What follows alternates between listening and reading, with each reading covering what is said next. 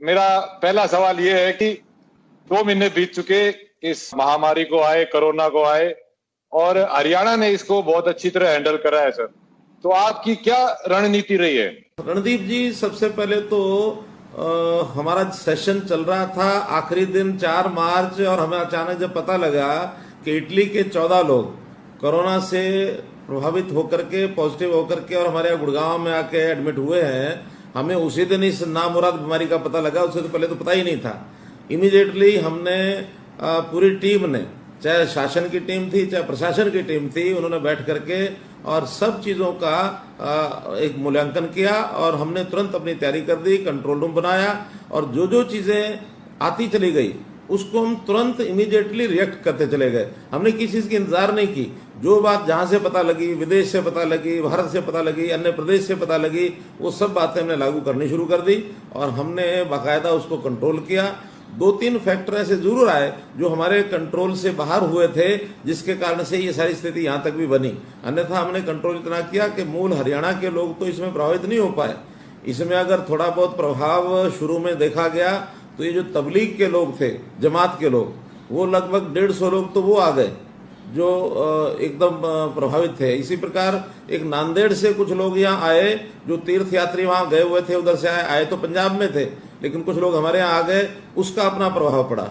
और तीसरा बड़ा फैक्टर था दिल्ली के आसपास के जिलों में, जो दिल्ली से लोग आ रहे थे वो भी बड़ी संख्या में प्रभावित हुए और पॉजिटिव लोग पाए गए, जिससे हमारी संख्या यहाँ तक पहुंची।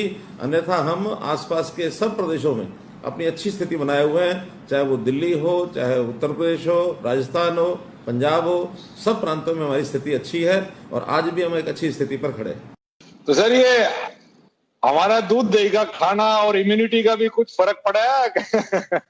लोग तो यही कहते हैं कि हरियाणा जी दूध दही का खाना, और वास्तव में इसका फर्क है भी सही, क्योंकि हरियाणा के लोगों में शरीर की अपनी एक ताकत है, अपना एक मनोबल भी है, और उसके कारण से ये बीमारी बहुत आसानी से हरियाणा के लोगों को लगती नहीं है।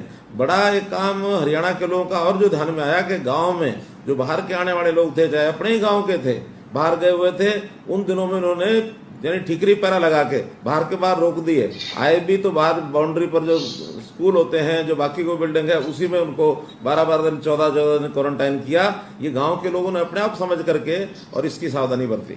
ये तो सर हमारे हिस्ट्री में है कि जो भी दिल्ली पे चढ़ाई करने जो भी आया वो हरियाणा के थ्रू गया, और उस वक्त भी हमारे गांव वाले ऐसे ही अपने अपने गांव को बचा के उन्होंने काफी देश को भी बहुत बचाया। तो सर, मैंने आपने एक बिहार के जो सीएम साहब हैं उनको एक पत्र लिखा जो कि सोशल मीडिया पे भी काफी आया, और वो एक काफी रोमांचक एक देश के प्रति वो था।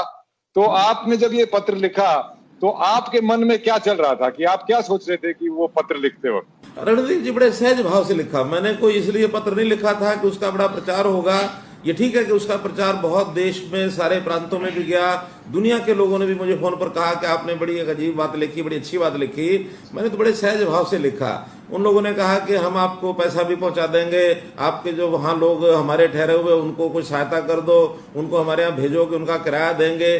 तो मैंने उनको यही कहा, देखो ये देश हमारा एक है, हम कोई प्रांतों में बटे हुए लोग नहीं हैं। अगर हमारे यहाँ मजदूर काम करते हैं तो उनका हमारे इस प्रदेश के निर्माण में भी अपना योगदान है, तो हमारे अपने भाई हैं। तो हमारा जो भाईचारा जो है देश का है, हम प्रदेशों की बाउंड्री नहीं है। ये प्रशासनिक इकाइयां हैं प्रदेश हमारी, हमारा कोई देश के नाते से एक भारत माँ के हम बेटे हैं। और हम कहें कि हम एक दूसरे का ऐसा किराया लेंगे या उनका खाने पीने की व्यवस्था करेंगे, ये तो कुल मिला करके, मतलब मैं अगर शब्दों में कहूं तो डूब के मरने वाली बात है अगर ये हम कर दें तो। हमारा तो जितना पैसा लगा, ट्रेन भेजी हमने, बसें चलाई हमने, उनके लिए रेस्क्यू कैंप लगाए, उनके रिलीफ कैंप्स जो लगाए, वहाँ खाने की व्यवस्था की, लगभग 2.5 करोड़ भोजन के पैकेट वो वितरित किए गए। और ऐसे ही लगभग कोई 50 लाख लोगों को हमने जो किट्स हैं राशन की वो बांटी। 20 लाख लोग ऐसे जिनको आर्थिक सहायता हमने दी। तो इस प्रकार के ये सारे काम हमने अपना समझ कर सब किया, और लोगों ने भी इसमें सहयोग किया है। जी बिल्कुल, हरियाणा का इस मामले में बहुत अच्छा हो रहा है। मैं तो सोशल मीडिया पे भी फोटो देखता रहता हूँ कि मतलब बच्चों को खिलौने भी देके ट्रेनों में विदा किया जा रहा है और उनको अच्छा ख्याल रखा जा रहा है। तो ये तो बहुत अच्छी बात कही सर आपने की। पर हमारा है तो खैर फेडरल कंट्री, पर इसके चलते आपने जो ये सब कदम उठाए, उसमें अभी कितने लोग यहाँ बचे हैं और कितने लोग चले गए हैं, उसका आंकड़ा कोई है? या फिर अभी आने वाले टाइम में कैसे उनके बगैर गुजारा होगा, उसका कुछ आपने सोचा है? देखो, कुल मिला के जब ये सारा मामला आया था उस समय एक असमंजस की स्थिति हमारे मजदूर भाइयों में पैदा हो गई कि भी पता नहीं ये लॉकडाउन कब तक खुलेगा, नहीं खुलेगा, हमारे रोजगार चलेंगे नहीं चलेंगे, और हम यहाँ रह करके अपने परिवार को पाल सकेंगे नहीं पाल सकेंगे। बहुत एक असमंजस की स्थिति बन गई थी। बनी तो बाकी लोगों में भी थी, लेकिन काफी धैर्य रखा हुआ था लोगों ने। इनके मन में एक उतावलापन आ गया, घर जाने की जैसे होम सिकनेस होती है ये पैदा हो गई। हमने खुले रूप से कहा कि भाई देखो, आप यहाँ रहो, यहाँ आपको हर प्रकार की चिंता की जाएगी, कोई दिक्कत नहीं आने देंगे, लेकिन फिर भी जो जाना चाहेगा उसके लिए हमने रजिस्ट्रेशन कराया कि भी आपको सुरक्षित घर पहुंचाया जाएगा। 9 लाख लोगों ने रजिस्टर कराया अपने आप को कि हम जाना चाहते हैं, जिसमें से जब हमने भेजना शुरू किया तो लगभग 1.5 लाख लोगों तक तो सब लोग तैयार थे, जा रहे हैं। इसके बाद जब स्थितियां ठीक हुई, जब हमने इंडस्ट्रीज को खोल दिया, लॉकडाउन का पार्ट फेज 2 आ गया, फेज 3 आ गया, धीरे धीरे सामान्य परिस्थितियां हुई, तो ऐसे लोग भी कहने लगे उस समय हमने जाना था, अब हमने मन बदल लिया, अब इंडस्ट्री खुल गई, अब यहीं रहेंगे। तो कुल मिलाकर के उन 9 लाख में से 3 लाख लोगों तो सरकारी व्यवस्था से हमने भेजा है, ट्रेन हैं, बसें हैं। मैं समझता हूं लगभग 1-1.5 लाख लोग अपने आप भी चले गए होंगे। तो 4-4.5 लाख लोग जाने के बाद आज उसके बाद कोई जाने के लिए तैयार नहीं है, और सब जो है अपने अपनी स्थिति पर अपने बिजनेस में लग गए हैं, अपने इंडस्ट्री में लग गए हैं, मजदूर मजदूरी करने लग गया है, जो खेती वाले मजदूर थे वो खेती के काम में लग गए हैं। अब इस समय कोई ऐसी स्थिति नहीं है, आज हरियाणा में वापस आने के लिए लोग तैयार हो गए। अब सर, ये कोरोना से पूरी दुनिया में, देश में इकोनॉमी का भट्टा बैठ गया सर। अब आपकी क्या प्लानिंग है हरियाणा को वापस पटरी पे लाने की? रणदीप भाई, इकोनॉमी जो ऐसी चीज होती है जिसको हम ये नहीं कहते कि कोई भट्टा बैठ गया और इसमें से सब कुछ खत्म हो गया, बर्बाद हो गया। ये ठीक है, कोरोना एक ऐसा फैक्टर आया था जिसके कारण से चीजें रुक गई थी, और जब रुकती हैं तो उसका एक टेम्परेरी फेज होता है। वरना हमारी जो हरियाणा की अपनी ताकत है, बहुत बड़ी ताकत है। वो जैसे कहते हैं ना, पावर होती है ना, ताकत होती है, वो 2 तरह की होती है। अंग्रेजी में उसको अगर कहेंगे तो एक पेटेंट पावर, एक लेटेंट पावर। पेटेंट पावर वो होती है जो हमें दिख रही है, और लेटेंट पावर वो जो हमें दिखती ही नहीं है। हरियाणा की जमीन में, भूमि में, हरियाणा के आदमी में बहुत ताकत है। जब हरियाणा बना था 1966 में, तो लोग क्या कहा करते, लोगों ने कहना शुरू कर दिया कि हरियाणा ये तो अपने अस्तित्व में रह ही नहीं पाएगा, ये लोग तो अपने जो एम्प्लाई है उनको तनख्वाह भी नहीं दे पाएंगे, अपने लोगों को खाना भी नहीं खिला पाएंगे। लेकिन वही हरियाणा 1966 में बढ़ा, बहुत कमजोर स्थिति में रहा होगा, लेकिन आगे बढ़ते बढ़ते आज मानो 54 साल हो गए हैं।